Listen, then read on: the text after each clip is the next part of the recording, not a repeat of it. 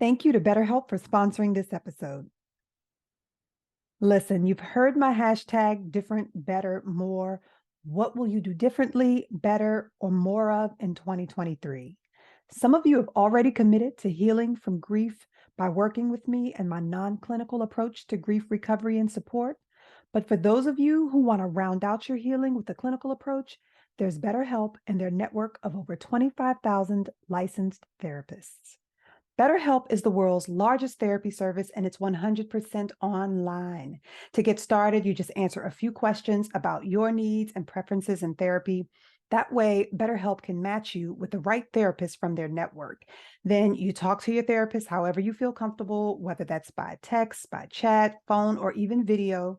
You can message your therapist at any time and schedule live sessions when it's convenient for you. If your therapist isn't the right fit for any reason, you can switch to a new therapist at no additional charge. With BetterHelp, you get the same professionalism and quality you expect from in-office therapy, but with a therapist who is custom picked for you, with more scheduling flexibility and at a much more affordable price. Use this link to get 10% off your first month. BetterHelp.com/C-words. That's better, HELP.com/C-words.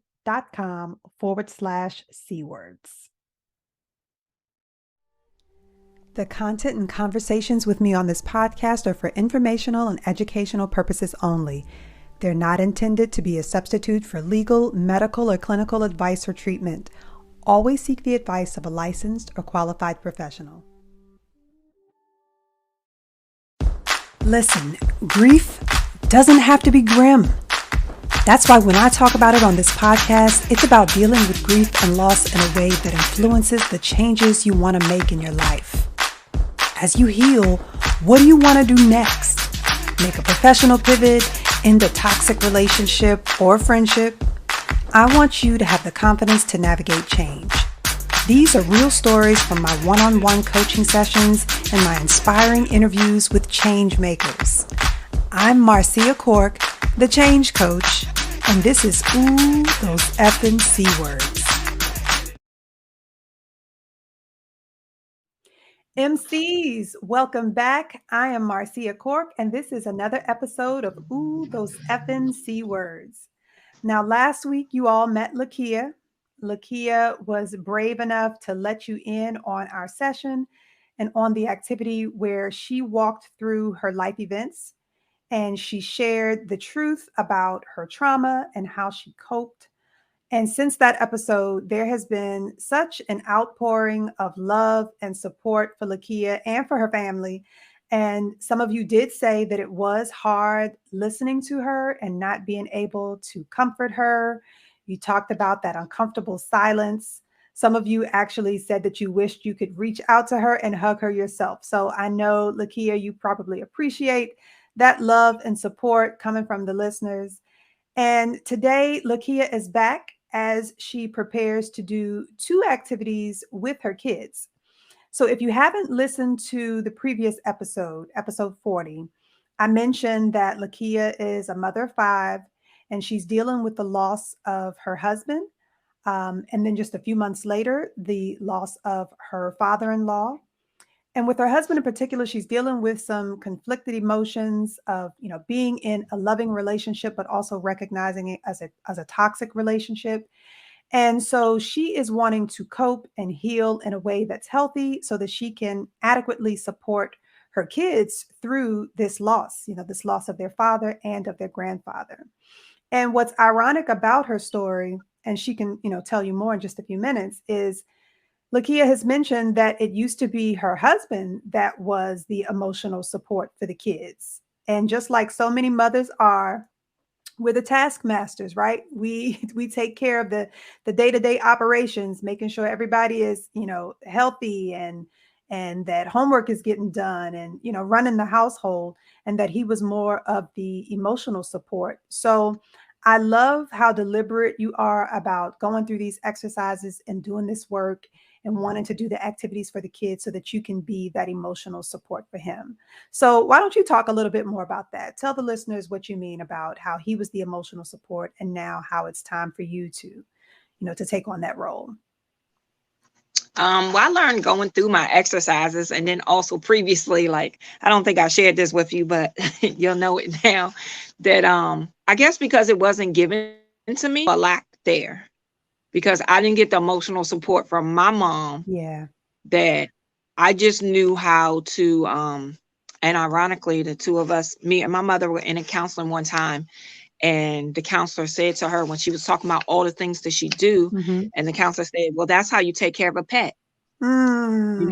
know, that's how you take care of an animal because there was no really emotional connection. So Yeah. I can honestly accept that because I didn't have it. There was Yeah. nothing to pour from in a depletion. But in the relationship, he was always the go to, the fun dad, Yeah. the more disciplinary one, as I got from my mom. And then everything was like they would just go back door and talk to him about everything. But now that Yeah. he's gone, like I don't want them to have anything. I don't know if I mentioned it in the last thing. He lost his mom at 11. No, you didn't And mention that. Okay.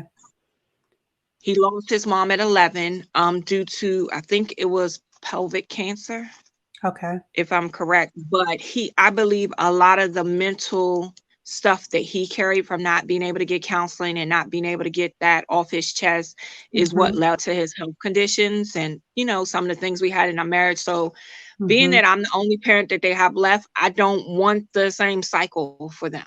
That is Yeah. a Doing the really work. good observation that that a lot of what he carried into his adult life, adolescent years probably as well, but adult life, um, not having adequate support at home, not having a sense of emotional support at home, because a lot of times that does come from our mothers as well, Yeah. that emotional support. That's interesting. Thank you for sharing that. So I also want to check in on where you stand with sharing last week's conversation with the kids because you'd reached out saying that you were, kind of on the fence about whether to share that episode. And the last thing we were saying is that I think it would be helpful.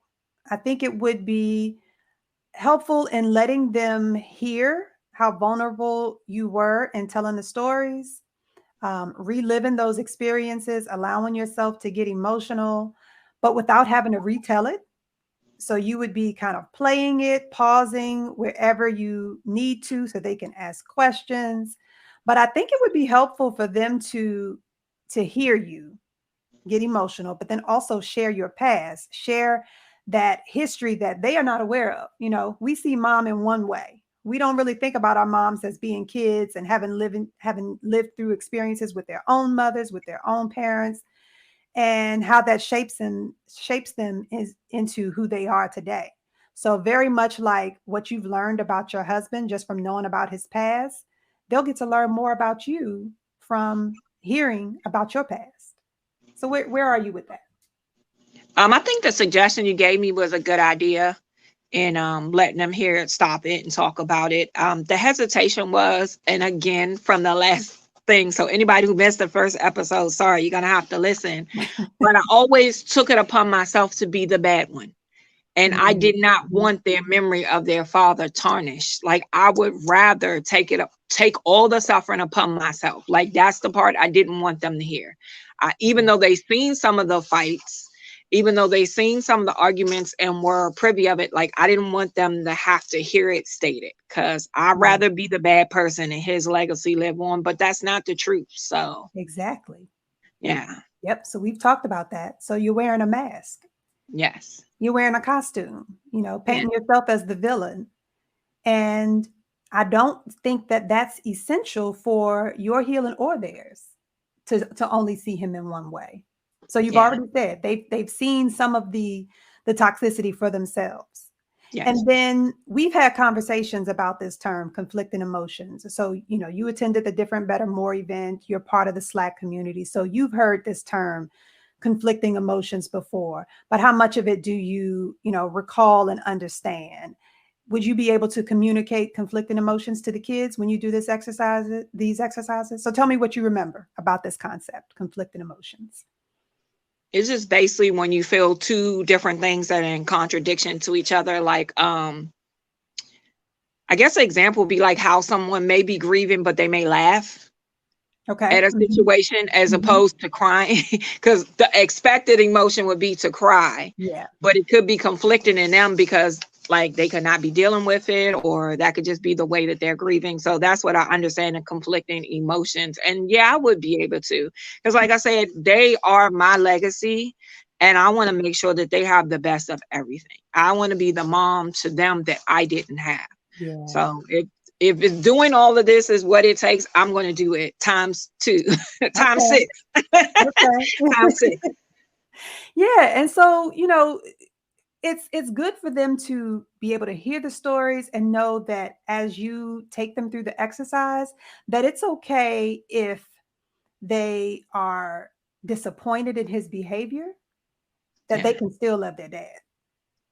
That even that's what you experienced, that Yes. you were in love with this man, even knowing that the relationship is toxic.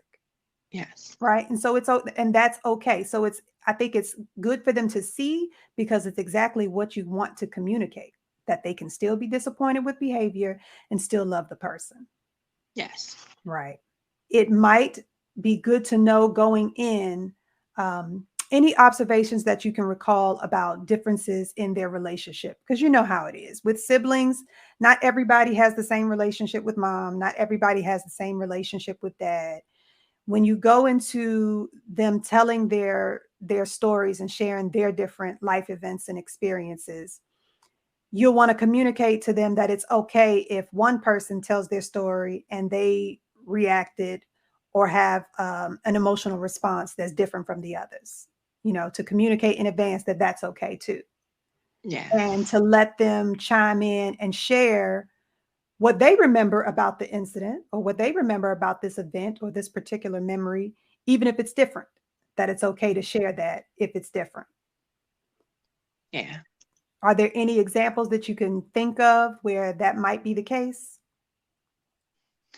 Um, Given the oldest that's in the house is a teenage girl, and Mhm, she is 5 years older than the mhm. next sibling. Like I think the conflicting emotion will be, like I said, that was her person. Yeah, So it may be hard for her to hear anything bad about her person, yeah, because I don't know, just like I'm going through with my mom, and I remember things as a teenager at her age with my mom. It's kind of like that angst that's between a teenage girl and their mom. mhm, And dad is that she's very much a daddy's girl. So I can see the emotions being conflicting. It's like she may not remember it that way, or yeah.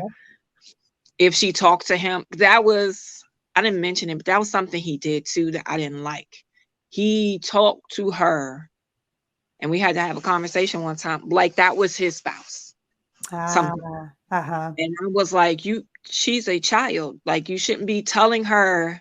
Like, I don't go to them and tell them X, Y, and Z happened, because that's not, know, that's not for Yeah, them to be in the middle of choosing one parent. So I can see yeah. that being a big problem with her. So he talked to her like his confidant. Yes. So that was, you know why? Because it could be judgment free, because Yes. he's talking to a child, and he isn't going to get the same level of judgment and expectation that he would get from an adult. So Yes. yeah, so that will be a unique bond that maybe they have that the other kids don't have. Yeah. So you can prepare, give them a little preview into the conversation of what the conversation might feel like, or how uncomfortable or awkward that might be if she feels differently than the way that the rest of them feel, or vice versa. So Okay. anything you can think about in advance where they might experience, some differences, just remind them that it's okay. Okay. Okay. So even with, since we're talking about conflicting emotions, with just conflict in general, um, what you're doing with this exercise is you're creating that cognitive dissonance. You've heard that term before, Yes. and that's what changes behavior and attitudes. So that's exactly what the goal of this exercise is, in helping you heal, helping them heal, is about changing behavior and changing attitudes, changing your perception of these events. Because when we walk through trauma and life events, we are seeing them typically in one way over and over and over again, Mhm. right? And then because we know that we're going to experience them the same way, we try to suppress them sometimes, like not Yeah. relive them, leave them in the past. And so having these conversations, um, forcing yourself to recall them and, relive the memories is Mhm. actually giving you a new way of looking at it. It's giving you a broader picture of the incident, of the memory. I'm having you look at them to examine any positives that were going on around you. Not necessarily with it doesn't have to be with the event, but is there anything positive that also came out of this event that maybe we don't think about? And then having you rate, kind of scale the emotion or the impact that that had on you.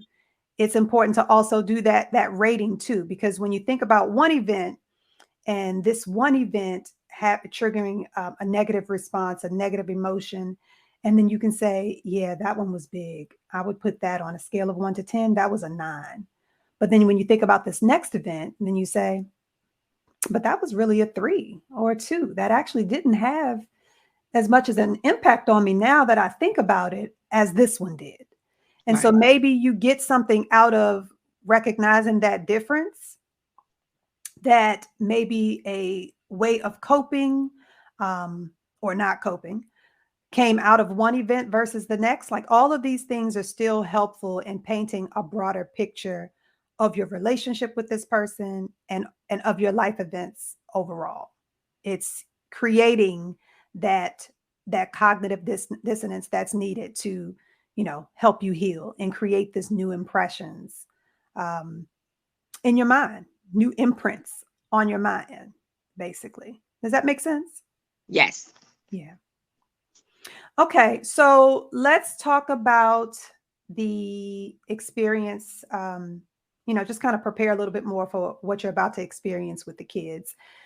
So, do you remember I had you start out? You remember because we've talked about this several times. I had you start out with the Holmes Rahe stress inventory Yeah. and all of the different life events. And then I was telling you why I have people start with that is because there are so many things that we experience on a day to day basis that we don't really realize um, take a toll on our health.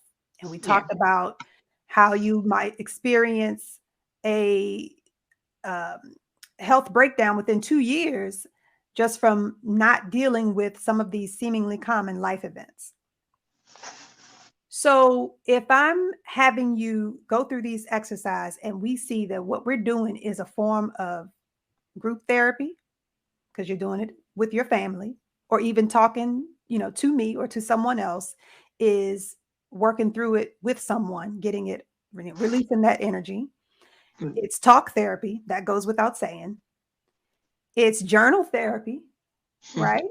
Because you're writing down a lot of these events. You're thinking about these new ways of looking at it, the new impressions that I was telling you about. So it's writing it down.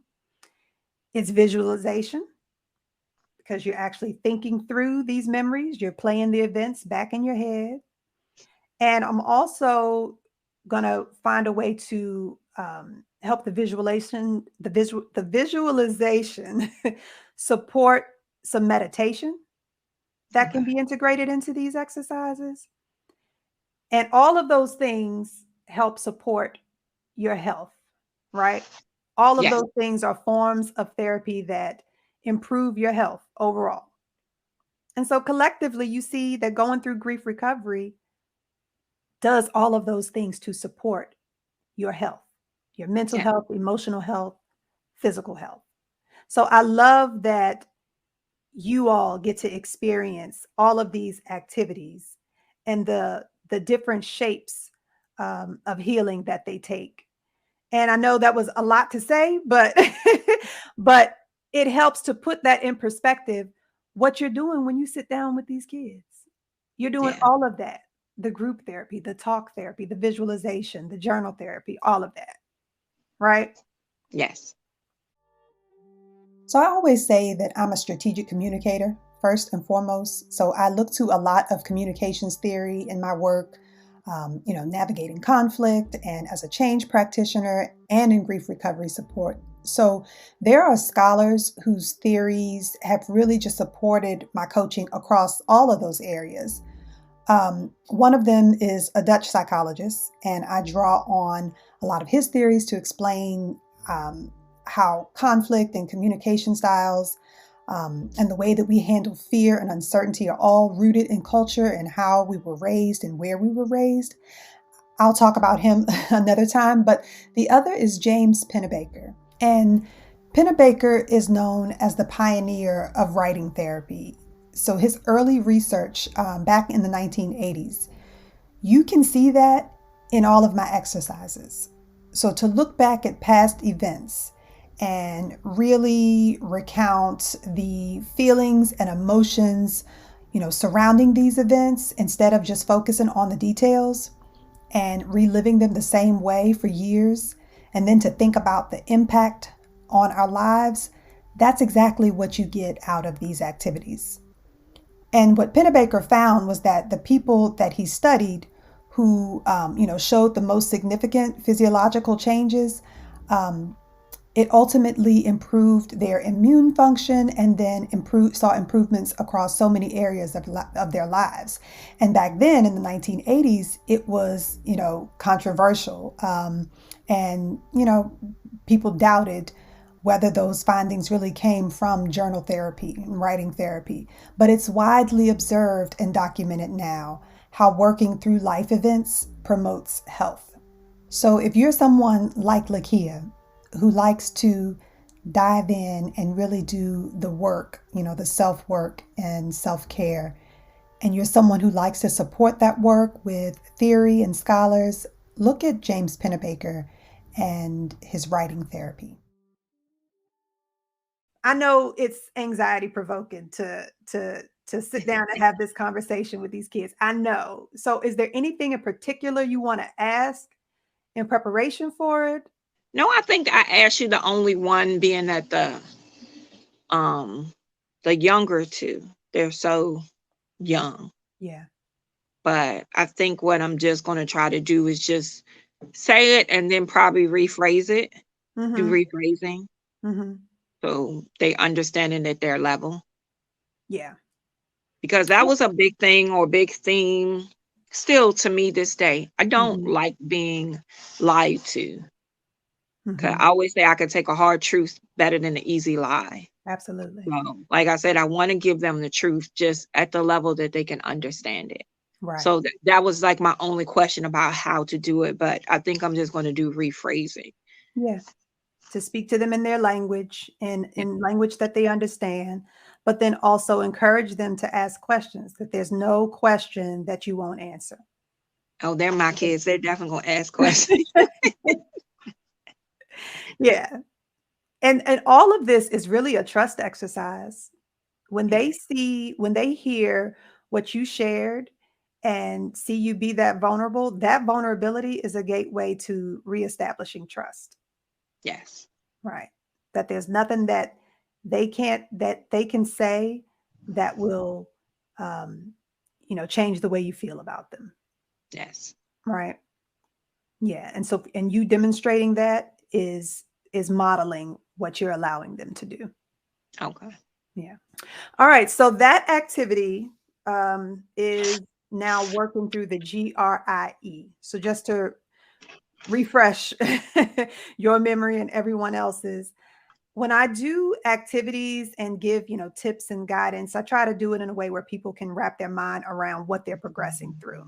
So I do this acronym, we're working through grief. So that's actually the framework, the grief. So the T was you starting with your truth, the truth about your trauma. The H and the E, the history of events, the historical account of your life events. And now we're at the G, R, I, and the E. So the G is guilt, regrets, impressions, and expressions. And that's all captured in this next exercise. So, one of the key things that I want to make sure you do is let them explain in great detail, you know, just how much they remember about the event. I want to make sure you have them draw the emojis if they have trouble communicating their feelings, because what's most important is that they're communicating feelings. And so Okay. sometimes it's hard. It's hard even for adults really to communicate their feelings. So it's especially um, helpful for the younger ones who, still growing their vocabulary. If they can't identify the feeling, then you can make it a fun exercise to draw the emojis as well. Okay. Okay. But that's important to make sure that they're communicating their feelings, but then also rating them, because that's one thing that was missing from your recollection of your life events, is that you didn't really tell me the impact of one versus another, one event versus another event. But because this is something that you will do ongoing and that you're Mm. even going to do again with the kids, just make sure you include that as well. Because you Okay. including that will remind them to rate it as well. So how did that feel? Would you say on a scale of 1 to 10, how high was that negative? How low was that negative? Or how high was that positive? Because remember, there can be high and low positives and high and low negatives. Okay. So just make sure you're communicating that along the way to rate that positive and negative emotion and memory in line with the event, and that Okay. it's okay if they all have different experiences, memories, and ratings or scaling of those positive and negative events. Okay. All right. Okay. So now moving on to that GRINE. Um, so this is all in preparation for the really important part of healing, where we can write something that's, I call it a release letter. Now in other frameworks, you've probably heard it, people write goodbye letters. Hmm. You probably heard of completion letters, but I call it a release letter. And I call it that because it's, the way I see it is that you're really releasing some type of energy, feeling around this person or this event. And it's a release right now. It's being active in the work that you're doing and releasing it right then, but knowing it may resurface again, Yeah. right? Yes. So even as you were saying last week, you closed out that episode saying, I'm still in this one. Yeah, because that loss is still pretty fresh. You all are navigating this in real time. You're doing it together. And there could be things that happen, much later, that once you sit and think about it, stem from this loss.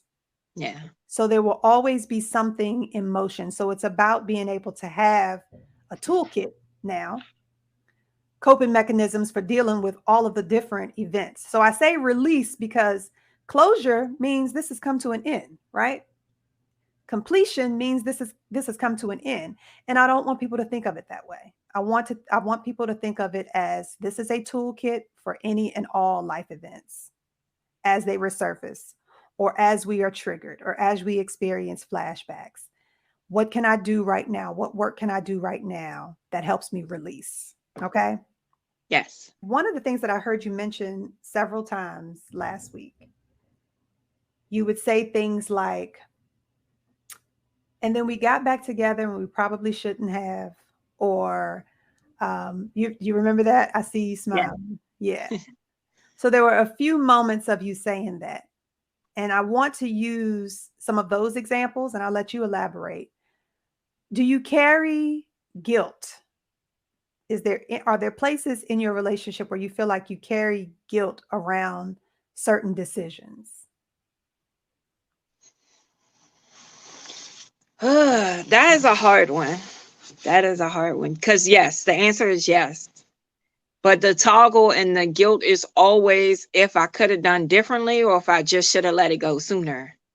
Okay. And I think I mentioned last week that religious indoctrination, that's Hmm. hard. Yeah. That's hard because I believe it allows women to put up with abuse. Like Yeah. abuse is abuse is abuse. Like Yeah. you have to call a thing a thing. And then me and my husband's relationship, it went from physical abuse to emotional abuse. And when he could not do either one of those anymore, it moved to financial abuse because he was Mm. the only one working. So it just transferred. It just kept transferring, Yeah. transferring. Once we got past the financial abuse, he had me ask my therapist, because I just started taking the money. Our accounts were linked together. I started taking what I need, Mm. because what he would do is make me ask him for every single thing I needed. If I needed a pack of diapers for the baby, I had to get his approval. So I just started taking the money, and he was like, well, ask your therapist if she think it's right for you to take my money. And her response is, that's y'all money, y'all married. Yeah. So then it became, let me not help her when she need help with the kids. It was always something. Always something. Mhm. So the guilt is, I feel there are times um when we could have worked harder at a situation, but I think I said the last session too, you cannot carry people where they do not want to be. Yes. So I wish in all the work that I had done, I learned to let go. And that's what I do now, and try to teach my kids it's okay to stop Mhm. loving. Like nobody ever teaches that. Yep. Stop loving. Like, or love from a distance, so to speak. Like he's the father of them, and but it was always this need in me, and that was a big thing that I had to deal in therapy, to have a father there for them, because Mhm. I didn't have a father. Mm. My father in the household was not my biological father. I didn't bring that up in the last conversation, even though I wrote it down. I found out as an adult that Mm. was not, I think I did listen to the podcast. When I Okay. listened to it, I talked about, you'll find out why later, but I never brought it up. Okay. So the angst between me and my mother made sense when she told me at 30 something years old, like, this Wow. man is not your father. And her conversation behind my real father was, he didn't want me, so why would he want you? Mm. And for somebody who wanted to be wanted, Yeah. that hurt, because I would never do that to my kid, Yeah. like what difference does it matter? So like I said, that was, I guess, my kind of, even though I didn't know it till 30 something, I think I carried it. Like there was a problem with her. Um, my dad, whether my real dad or my stepdad wasn't around, just because they didn't want to be, or because Mhm. of drugs and alcohol. Like I didn't want them to be without a father, but I think in a way I wanted a father. Yeah. So it was like, oh, the excuse was, he's a father to them. He's a good father to them. But it was really like, and I think that was one of the pivotal moments in the relationship. I told him, you want a mother and I want a father, and we can't be that to Ah. each other. We're a husband and wife to each other. And that's Uh-huh. the role we need to fulfill. And we've been trying to fulfill these roles that were missing in our life, and we can't.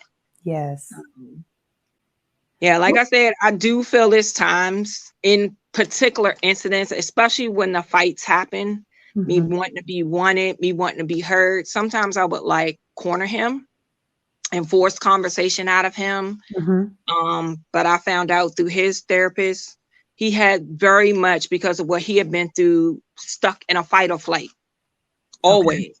Okay. So it was either one or the other going to Yeah. happen.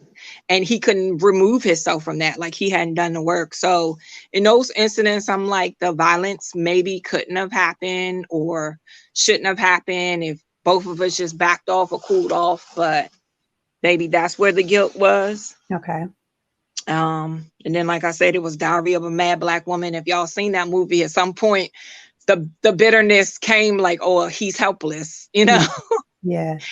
And there were some petty moments between us. So that, I think those are the guilt things, because it's not me. Like, and that's eventually, I think I mentioned to you, but I didn't mention on the podcast. That's what made me let it go, because I'm like, I'm operating in a way that's not me at my core.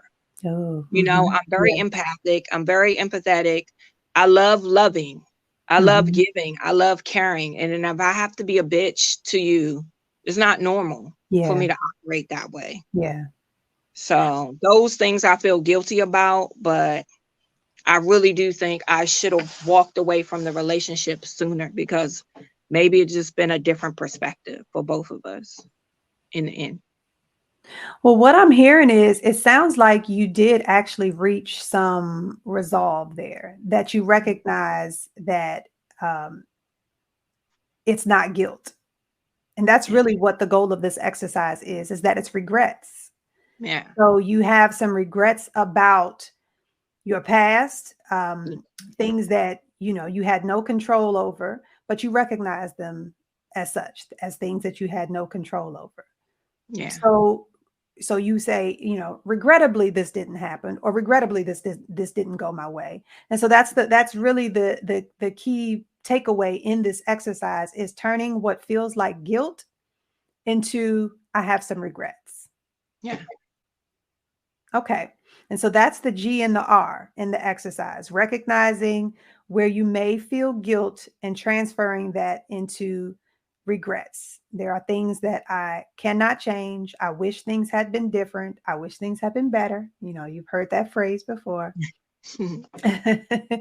But now, what can I do with these regrets so that I feel a sense of, release? Mm. Okay. So we're talking about then moving on to the I and to the E is how you get there with these new impressions, what we've been talking about, reshaping, reliving these memories to see what we get out of them and seeing is there any place for forgiveness or apologies, whether that's to the other party involved or for yourself. And it sounds like you've come to terms with a lot of these things, forgiving yourself for what you couldn't control. Yeah. So, okay. So do you feel like is there a sense of incompletion anywhere with how you left things off with him? Especially since you've mentioned that moment before of having to, you know, really take care of him in so many different ways because I say helpless. I know that's not what you mean, but get into a place where he did feel helpless and having to support him through that. Um, have you forgiven yourself in what you how you reacted in some of those situations? Is there anything that you still feel like went uncommunicated to him? And when it was dire, after each stroke, well, the first stroke, the DVT, and the second stroke, I was there Okay. every single time. If he needed me because his tire blew out or because his car ran out of gas, no, I would not help him. Okay. Because I'm like, you could have prevented that. But when he was sick, I was there. Okay. And when he needed me, and when he was, I mentioned last week, he had a stroke, but he just wasn't able to respond, but he was still very cognizant of things Yeah. that went on in the room, Around and you. who Mhm. was talking to him and able to respond through thumbs up, thumbs down. So in the hospital, I would go there every day, all day, to the end of visiting hours. So I had to get the kids. Um, and we had our come to Jesus moment. Okay. I told him what I need to tell him, and I know that he heard me because he started crying. So, Okay. and I told him that I hope he forgives me and I forgive him. And that if he was holding on for some reason, that we were going to be okay. Okay. Um, I love with that you had him, that. say again. I said, I love that you Yeah. had that time with him to communicate anything that you needed to communicate. Yeah. Yeah. Oh, I definitely used that time. Yeah. And so now in thinking about, being support for the kids, did they have that? I don't think that they did. And now without my youngest, my not my youngest son, my oldest son, I was having a time with him. And he finally revealed like just a lot of anger that he wouldn't release. And he ran away for about 2 hours, came back when he was hungry. But just a lot of, and that's what the root of it was, that Hmm. he said he didn't feel like he got to say goodbye. Okay. And I had to apologize because I made the decision that he wasn't mature enough to see his father like that. But in retrospect, he was the oldest child here taking care of his father. Hmm. And I think I told you, when he had a stroke, apparently it was all the stroke. He got nauseous. And my son literally cleaned all of that up. Hmm. He ushered the little kids away from it. Like he was the one. So I had to apologize to Oh, him Okay. for thinking of his age and not actually what happened, that he was mature. Yeah. And that was a release because now it's been like a 180. Okay. So this will be very effective for him then too, because Yeah, he'll get an opportunity to um, elaborate on that and put it in his words. yeah. Um, And say his what he needs to say. yeah. Because when I guess the immaturity part is, so he had texted me, was like, Dad is sleeping. So he didn't understand something's wrong, but he's telling me everything that happened. And I'm like, Yeah. this is not sleeping. So I'm like, then I respond. But like I said, yeah, I did apologize to him for assuming, Hmm. you know, that he wasn't mature enough to handle what was going on, because he had to handle a lot in that moment and he Right. handled it very gracefully. And I told him, thank you. He said he didn't feel like his dad knew that he loved him. And I'm like, the reason that your dad did everything that he did was because he loved y'all and y'all loved him. Yeah. So that will definitely be a helpful exercise then. Yeah. Yeah. LaKeya has shared some incredible observations and aha moments in the past 8 minutes or so. You can see she is someone who really takes both self work and therapy very seriously.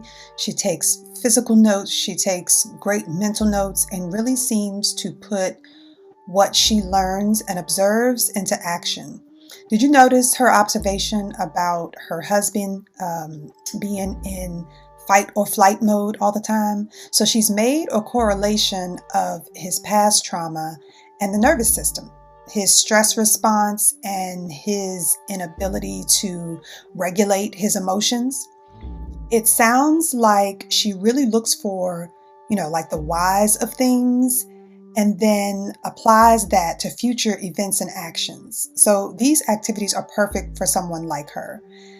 Now, before I jump back into the conversation, I want to point out LaKeya made a decision that lots of parents make to not allow a child to see a person on their deathbed or to attend a funeral.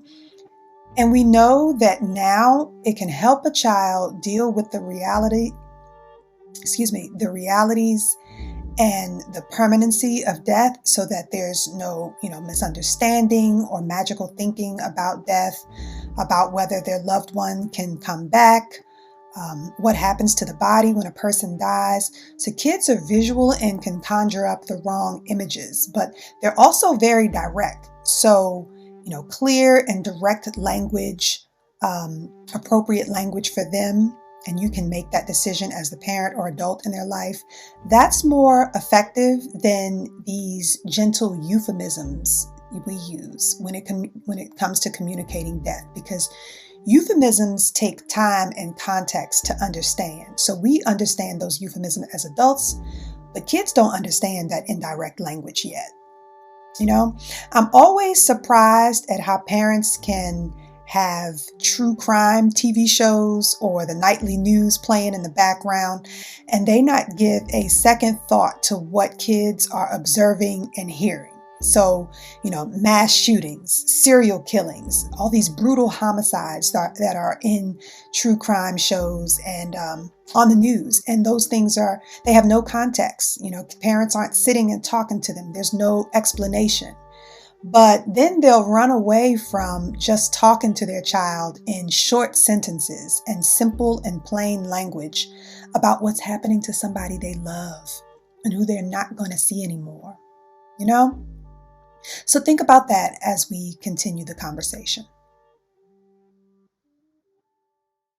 Okay, and so it's about I'll repeat the components of the exercise and then writing the release letter, Okay. identifying where you or the kids might feel guilt, communicating that as regrets instead. It's an opportunity to communicate the regrets in that letter. And Okay. then also areas where they feel like an apology is needed to them or to the other person, to their dad. Forgiveness is needed to them or to their dad. and then actually expressing that. And I will give you an example of a letter that was left out of the activity book that I gave you, Okay. but I'll give you an example of a letter. Okay. So do you have any questions about that exercise? Do you have it in front of you? Which one? Two or three? 3. Yes. Yeah. So 2, so you're kind of you'll depending on how cooperative they are, how long they engage in the exercise, you probably could do 2 and 3 together. But if you only start with 2 and let them know that it's in preparation for, helping them write the letter, you can do that too. And Okay. or it could be something that, you guys work into your routine, your family routine, and how long they cooperate will will really drive what gets accomplished in that set amount of time. So I do remember what I was going to say. You're not alone in making that decision. People struggle with dealing with death and kids all the time. Mhm. The decision to not allow them to go to a funeral, the using words like daddy's sleeping, or Sleeping. Yeah. granddaddy's sleeping, instead of um, that he died. Well, my 5-year-old, she still doesn't understand. Like she knows daddy died, Hmm. but ever so often she'll be like, "Is he coming back from the hospital?" Because I don't Mm, think she's made the connection yeah. that like there is no coming back from the hospital. And I tell her the same thing every time. When he died, that means he's no longer here on earth. He's not in his body no more. Like I try to explain it as simply as possible over and over again. Uh-huh. But I don't think her little young mind has made the synapses yet, the connection. Yeah. So I can try to send you some conversation starters for Oh, navigating that as well. Do you talk to her about nature? Does she understand when let's say a squirrel gets hit by a car? no, because we don't see that and we don't have pets. Yeah. So her and her sister. This is the first. Well, we did have a cat that passed, but like they wouldn't have remembered that Okay. because they were younger. So, Okay. So it might help like maybe. their older siblings have a reference to like, okay, the Right. cat died. The cat went somewhere and didn't come back. So, yeah, the babies they don't have a reference. But my 6-year-old, she understands. She's Okay. very much the I heard you say the intellectual thinker or Uh-huh. intellectualizer. She's me in a little body. Okay. Yeah, so then so you can see the positives then of this exercise, the positives that can come out of these group conversations, and Yeah. everybody, chiming in and sharing their experiences and their understanding um, of the loss. That those different levels of understanding will be helpful in you communicating to your youngest as well. Yeah. Yeah, but it will be. I think it would be helpful to ask her what she knows about nature. About, Okay. like I said, a squirrel getting hit by a car. Tell me what you understand about that. What happened to the squirrel? You know, Okay. something like that. Or if you said you didn't have any pets, but if you have family members or friends that had a pet and that pet died, just asking how much she understands, and then using that for context and explaining what happened to her dad. Okay. Okay. Yeah, I'm just like I said, that oldest one. I see so much of him in Hmm. her. And I don't know if she's purposely doing it or if that's just how she is. But she tends to model like it was a whole thing, not to disclose her whole thing, but she had Hmm. needed something. And it was like this whole process of I had to meet with somebody and da da da da. And then afterwards, after she met with the person, they was like, oh, well, she changed her mind. And her reasoning was because he never did it. And she told me, "Oh, he said blah blah blah." Well, I'm gonna be transparent. It was about medication. She needed medication. Went through the whole process. She's like, "Dad told me medication wasn't good." I said, at first I let it go, but then I'm thinking about it. Like, I know your father would not. And so I'm digging, asking the questions. Well, I heard y'all over talking. So I'm like, you were eavesdropping and made a whole life decision for yourself based on a conversation you were Ah. eavesdropping. The letter, well, I already said I'll give you an example because I know it helps sometimes to actually have that example. But the way that the shape that can take, an apology doesn't mean that they need to fetch for something to apologize for.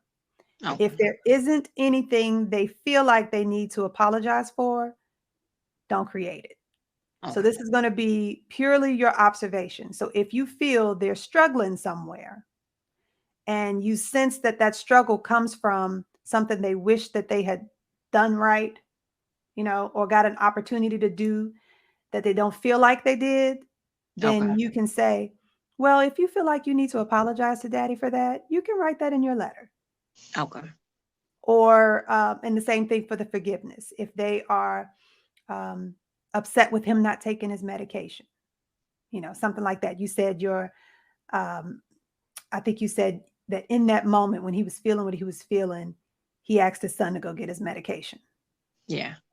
So your son may have some emotions or questions or concerns related to that medication.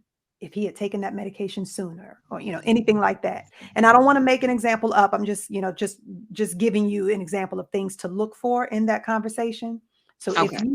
you observe that there is a sense of incompletion around anything they wish that they had done or that he had done, communicate to them that that's the opportunity to include it in their letter. Okay.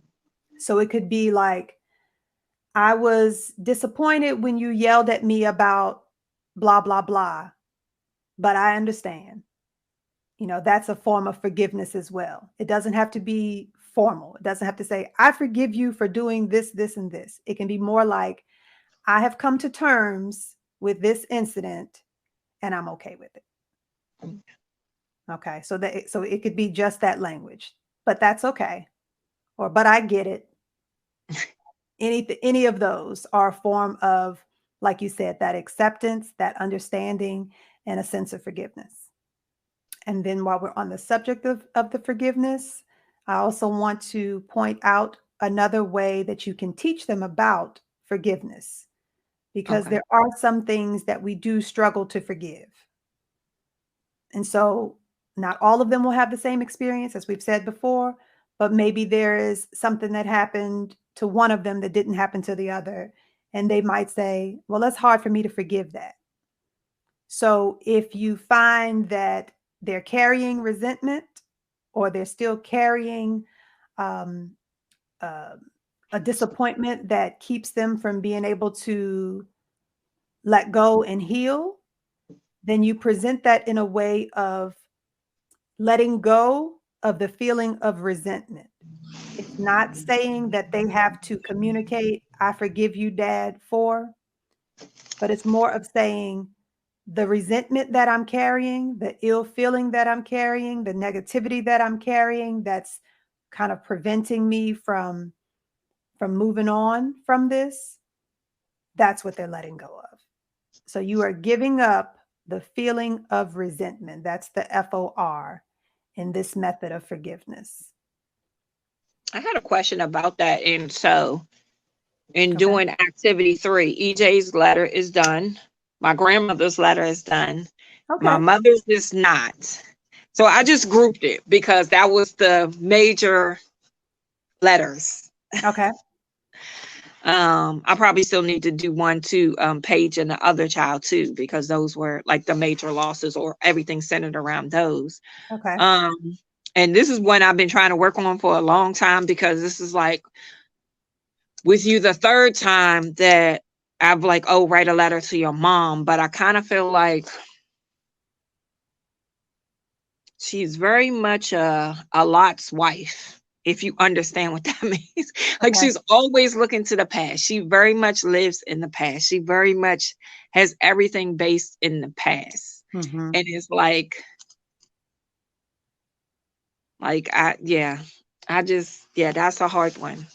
So And this this is has what I honestly been years, but I would like to go through this letter of completion.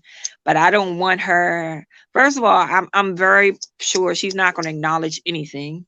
yeah, Um, so that's hard because that's what the issue was. yeah, Like that's what the issue was from childhood, her not acknowledging anything.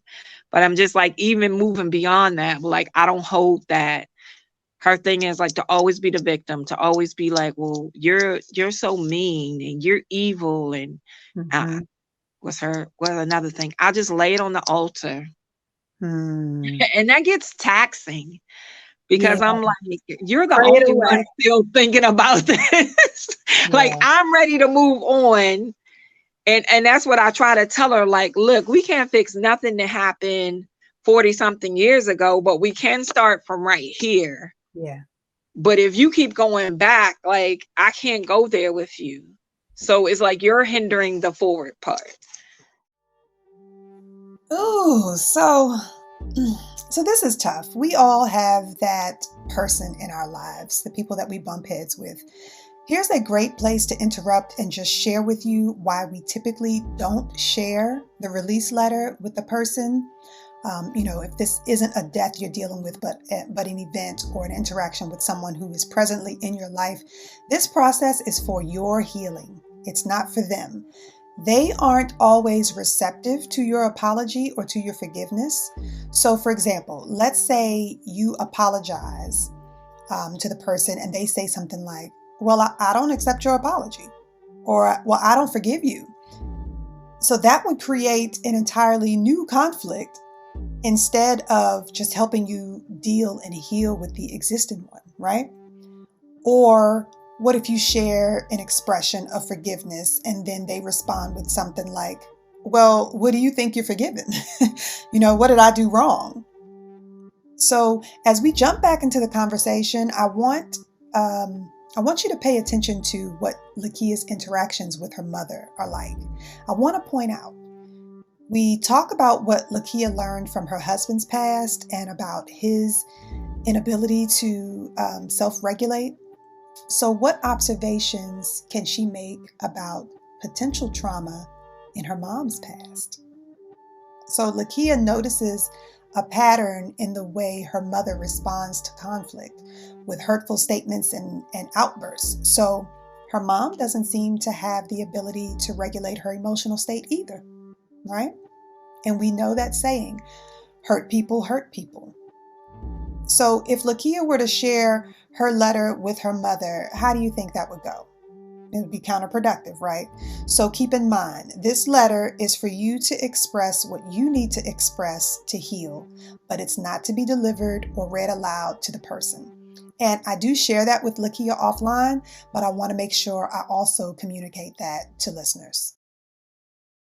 If she feels like you're saying anything about her, she's going to attack you Yeah, because she needs to be the victim in the situation, but she doesn't realize like how nasty she can be, yeah, how backbiting. I didn't even bring that up. I thought about it after the fact, after we lost Paige. And me and EJ were married. We were married to each other. I mhm, distinctly remember her being on the phone talking about because we were in sin, that's why the baby died. And in my mind, like, who does that? That is not normal, is not rational. Like, no person operates like that. So, because of those things, I kind of like try to love her from a distance. yeah, because Yeah. that's incredibly hurtful. Yeah. But Yeah. she low, I guess low balling is what you would call it, or low blowing. Like she Mm-hmm. does that quite a lot. Quite. Like Did I'm you gonna bring regret up it something. afterward? Huh? Did you ever regret it afterward? No, I don't recall getting Mm, too many apologies. okay. Yeah.